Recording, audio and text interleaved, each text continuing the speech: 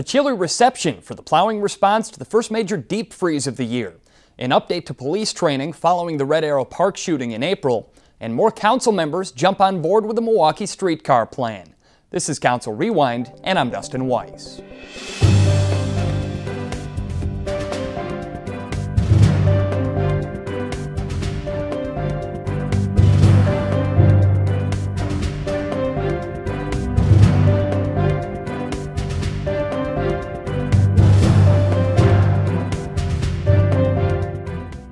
Supporters of a 4.6-mile starter streetcar line from the Lower East Side through downtown appear to have picked up some additional backing on the council.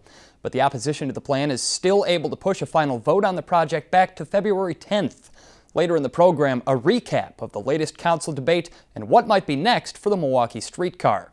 But first, the start of 2015 has been the kind that makes you want to think about moving to Florida, but take my word on it, that ain't worth it. Not only did the bitter cold temps call to mind thoughts of the so-called polar vortex, parts of the city did not have the snow and ice cleared in the manner to which they're accustomed. On January 7th, the Public Works Committee called on department heads to explain the results of the new plowing policy. Right off the bat, I want to agree right away with Alderman Ball. I saw what he saw. I typically see what you typically see beforehand because I'm out and about before rush hour to see what the conditions look like. Because of personal reasons, I did not get a chance to do that, but I did go out and drove the streets that you pointed out, and 100% in agreement that the performance was very, very poor. But I do want to own the conservation strategy that was predicated on the fact that we saw our salt amounts dwindle rapidly last year because of the horrible winter that we had. We purchased a lot more salt than we have in the past, and we enjoyed the fact that we had a very good contract with our supplier, and the prices were very good. And but that opened our eyes to the fact that while salt and sand mix could also be a useful and effective means to combat ice and snow. So we experimented with that last year, as you all may know, toward the end of the season, successfully I may add, and that caused us to rethink of the use of salt and the amount of salt we use and why we don't use sand as another mean of a component to battle snow. The current level of salt stores, where are we compared to a typical average year? Are we lower than what we normally have, or are we where we typically are, where you feel we have sufficient and we're just looking at a change in policy? Well, it's a combination of both. This year we started with lesser amount of salt than years previous. What happened is every year we have a contract that is negotiated on an annual basis, meaning there's some adjustment to the cost and an agreed to amount of salt that we are committed to in the name of the city.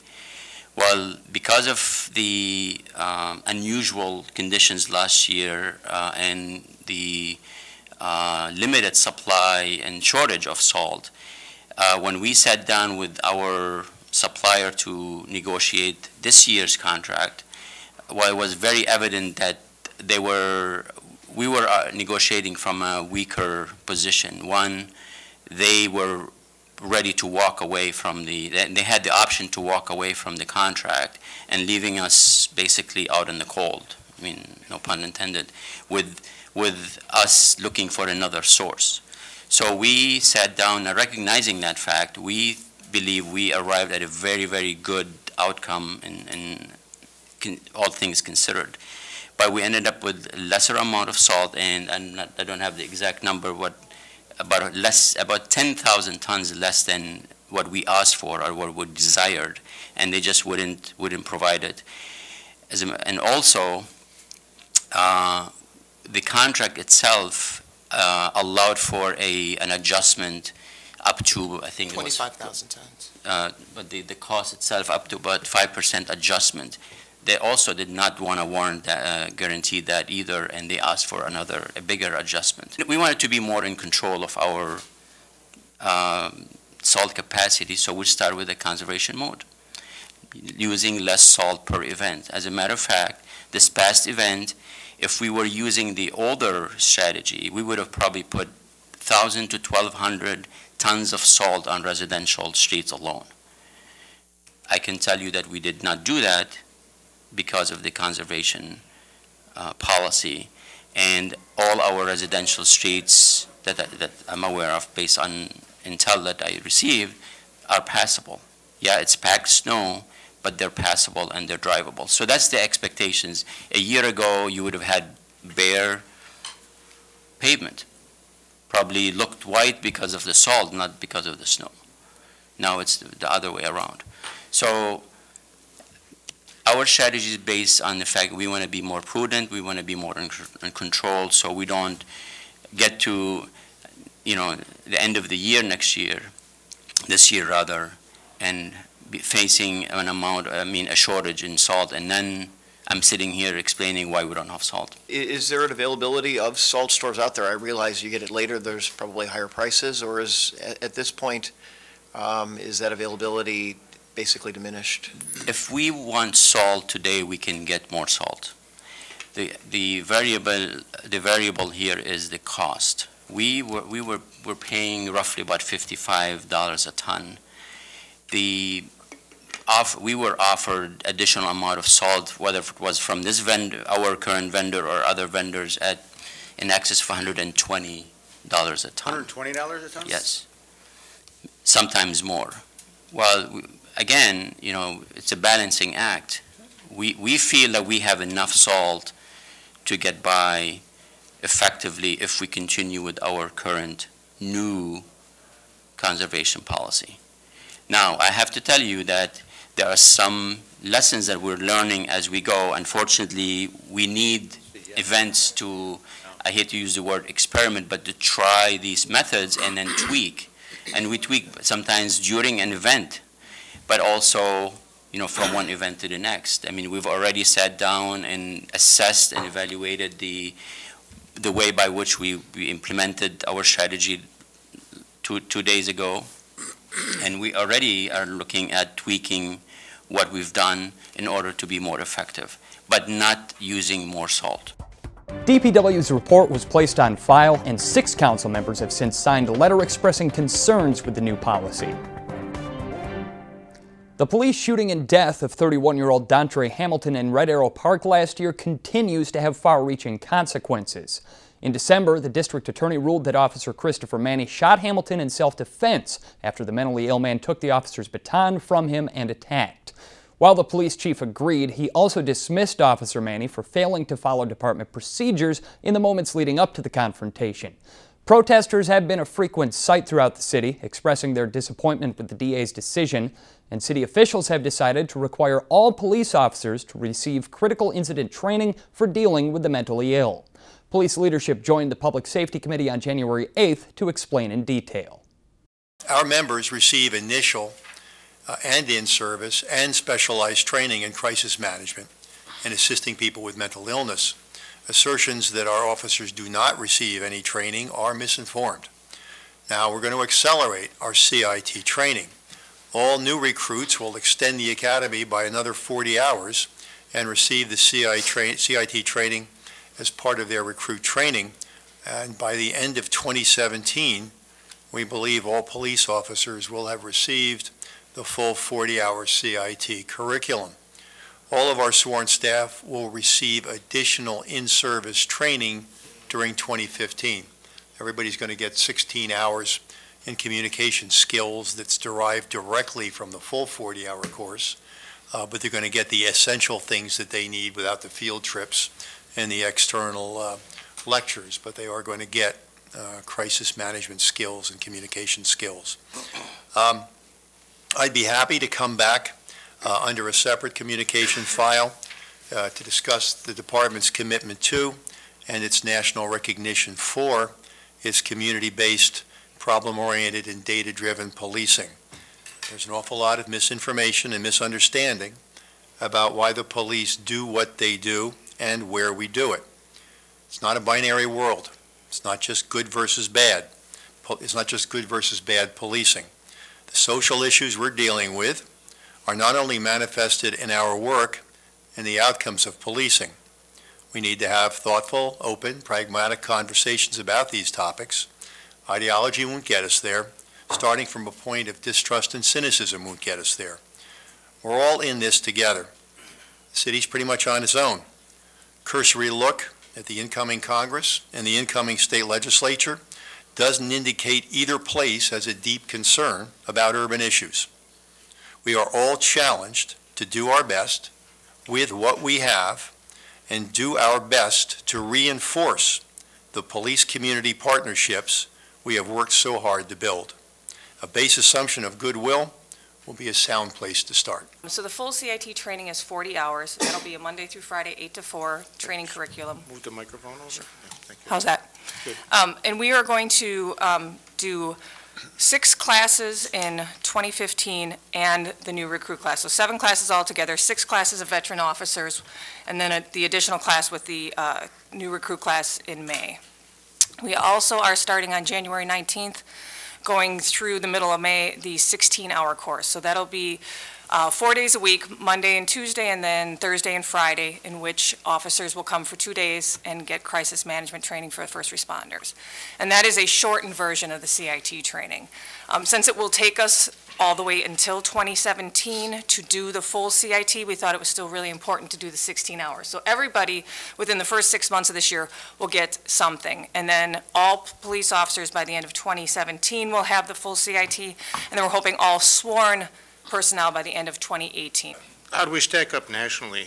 Either of you have a handle on that? I read an article in Governing Magazine that there are very few departments in the nation that have, that there's been one that has been the front runner, has done their telecommunicators, dispatchers, police officers. That's a good point to make, Mr. Chairman. Certainly we embrace the opportunity to be a national leader. We have been in many other areas as well. But you would think, reading a lot of the coverage of this, that we have somehow been derelict compared to the major cities of America. As I've indicated already, every recruit got basic training on mental health issues. Every officer got some level of basic training in dealing with the mentally ill.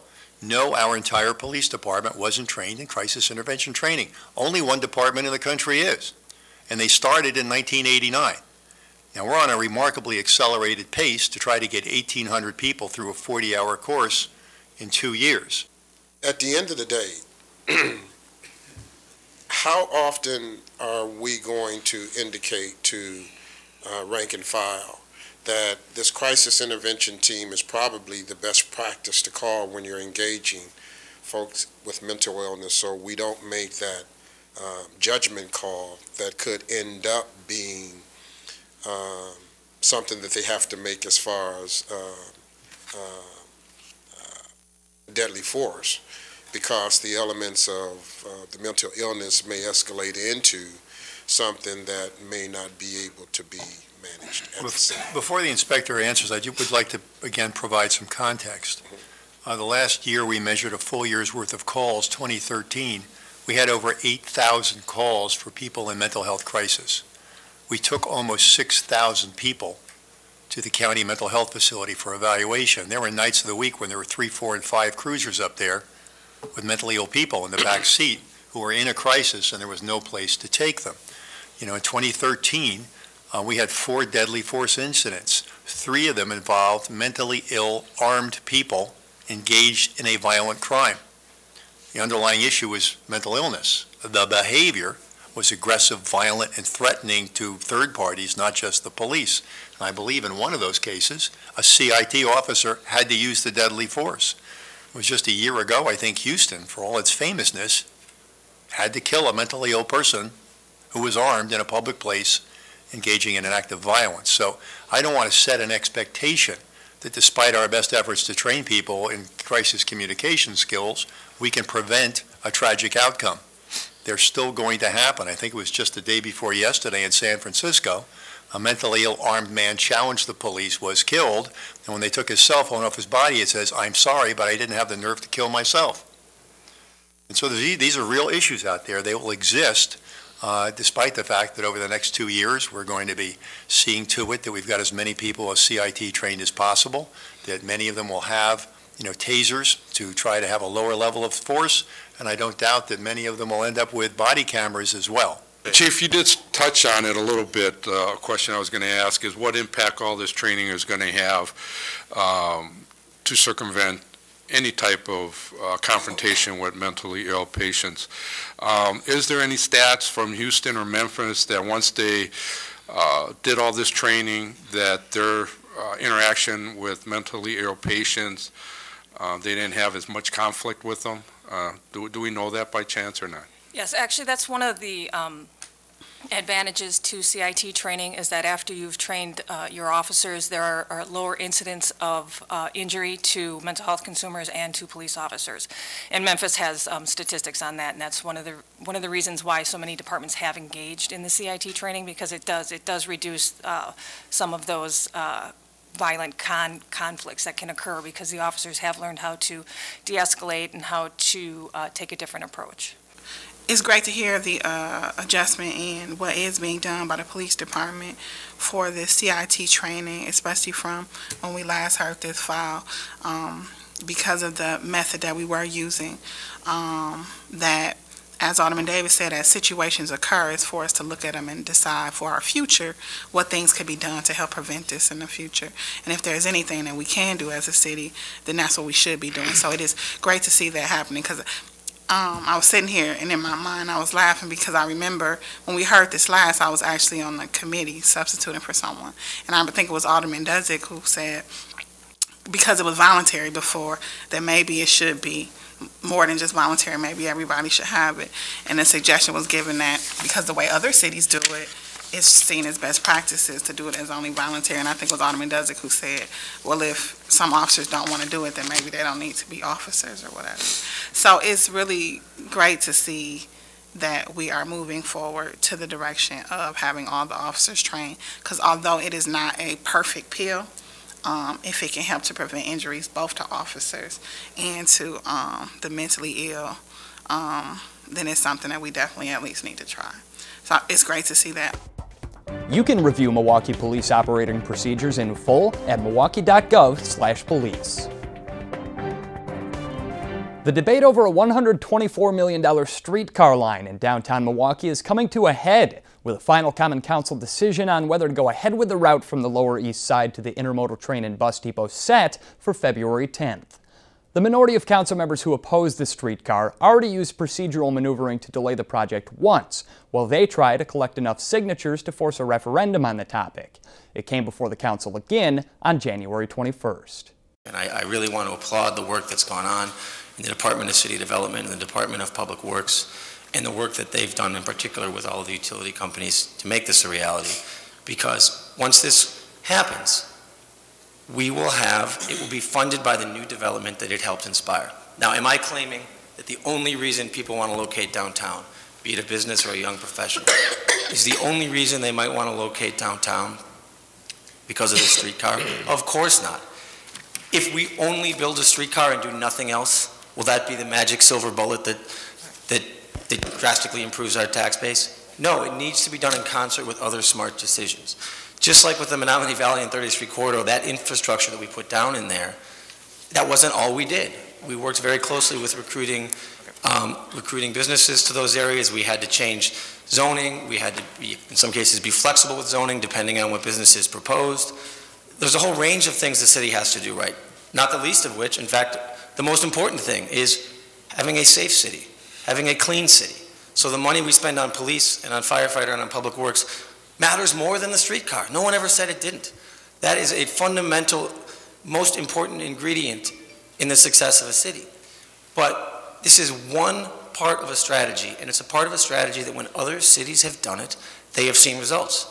The only controversy about the results in the other city is, well, what exactly caused the success? Was the success just because of the streetcar, or was it because of the streetcar and other things? The bottom line is this, Mr. President, we're asking of our constituents really to, in many respects, take us at our word, abandon common sense, abandon logic, ignore some of the things that are the problems in other communities when it comes to the streetcar. I won't go into all those details. I have stuff here from LRB about problems in different communities and on and on. But there are a couple points that I'd like to address. And one is this idea of this referendum, Mr. President. Some on this council have indicated, well, we have no place for referendums. We've got a job to do here, and by God, we ought to have the guts to make a decision. Well, I don't necessarily disagree with that, but to give that impression that somehow this council has never supported referendums in the past just isn't accurate.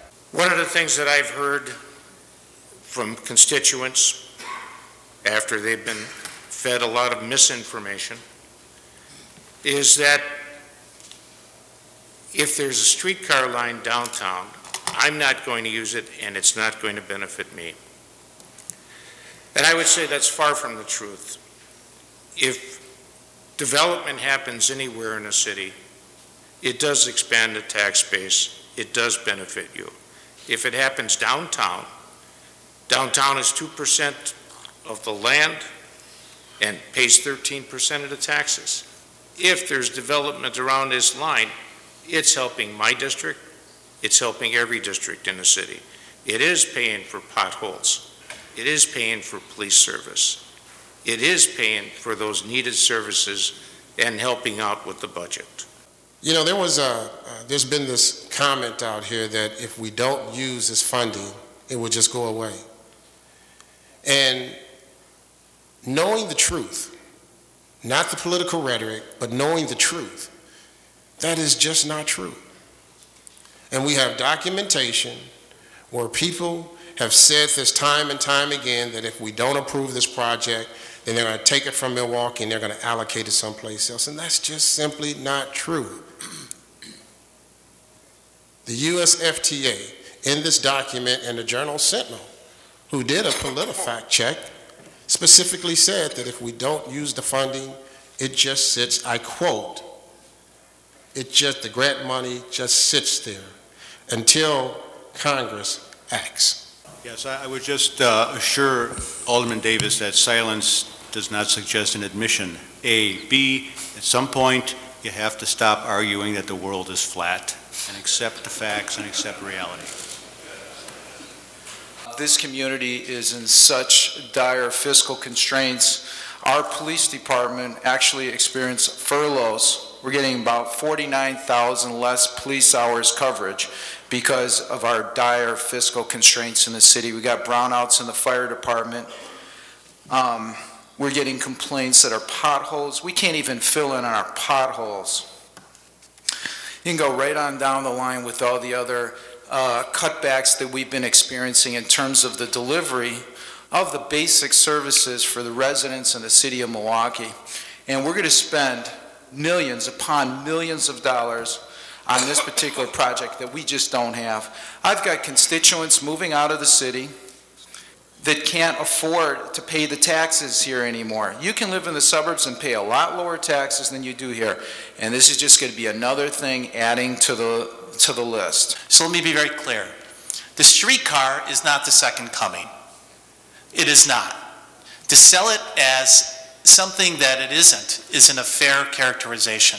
At the same time, the opponents who indicate that this is the worst thing since Ebola is unfair also. There's a middle ground here, as there is in much of America, where people are just trying to get the factual basis. I've come down to the issue looking at it as a cost-benefit. And does the benefit outweigh the cost? Yes, there is risk. But there is risk in everything in life. There's a risk getting up and getting in your car and driving down here. The reality is, though, as a city, do we not take any risk anymore? And the issue here is over nearly $60 million, to the most part, cannot be expended for any other purpose but this specific issue. This investment creates jobs, hundreds of construction jobs. Without that, there's no jobs. There just isn't any. That is a serious concern to take in place when we have so much unemployment in our city. Diversity is also an important component. I think these construction jobs have to reflect our city and not reflect only a specific genetic group of one individuals. We need to see that construction jobs are going to the people that are part of our community. So, I feel in the terms of the larger perspective of what is best interest of our city, that I will support this project with reservations. And with reservations, I indicate this. I support the option that will be made at the conclusion of this meeting to allow for citizens to have additional several weeks to gather their signatures. I believe that elected officials in a representative democracy should be able to make that decision. I firmly believe that, and people should be held accountable. But the issue is, if citizens of goodwill are willing to go out in the middle of the winter, where it's 20 below zeros in cases, to ascertain and go out and meet citizens and go and collect signatures to determine whether or not they support this to be a direct legislation referendum, we should not cavalierly or carelessly disregard the wishes of those citizens. The streetcar plans were adopted on a 9-6 vote, but the final decision was pushed back one last time to February 10th. And that's a look back at some of the important issues decided upon in the most recent Common Council cycle. In closing, here at City Hall, we lost a dear member of the family over the holidays. Paul Jakubowicz worked as a member of the city's historic preservation staff for decades and exemplified dedication in his work. You'll recognize Paul from meetings of the Historic Preservation Commission, where it was often his role to suggest ways that proposed projects could better reflect Milwaukee's historic character. He left us with a grander city through his work, and on January 13th, Zoning, Neighborhoods, and Development Committee Chair Jim Bohl took a moment to reflect on that. We'll leave you now with his words. For the City Channel and Council Rewind, I'm Dustin Weiss. Before we go on to our next matter, I just want to take a moment of personal privilege. I want to say that for some individuals over the holidays, we here at the city lost one of our own, Paul Jakubowicz, who spent many years with our Historic Preservation Commission.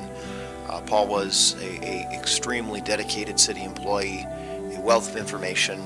He is an individual here who exemplifies what we find as persons who work for the city, who are true assets to this community. He will certainly be missed, and we do send our condolences out to his family and his friends as well too.